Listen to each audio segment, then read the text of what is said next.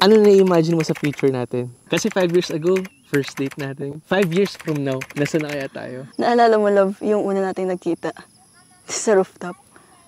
Yung first date natin? Parang crush na crush mo. Bakit?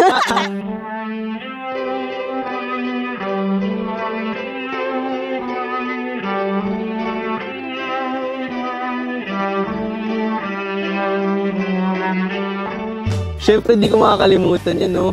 Ang tagal mo akong pinagbigyan bago makipag-date sa akin. Ilang days ba yan? 21 days ata before ako pagkita sa'yo, di ba? Oo, grabe.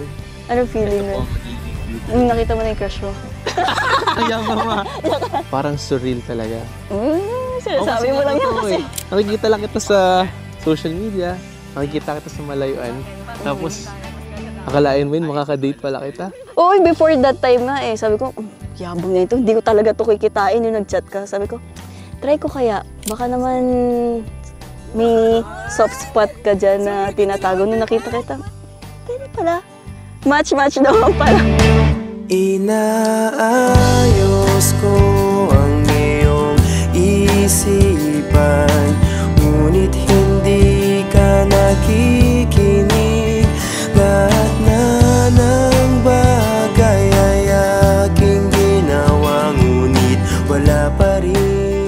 Ano na-imagine mo sa future natin? 5 years from now, nasa na kaya tayo? Sana, hoping and praying, nakatira tayo sa dream house natin. Yung lagi natin pinag-uusapan na may pool, nasa exclusive village. That time, feeling ko may ano na tayo, 2 kids. 2 kids lang? Baby, yung ganito lang.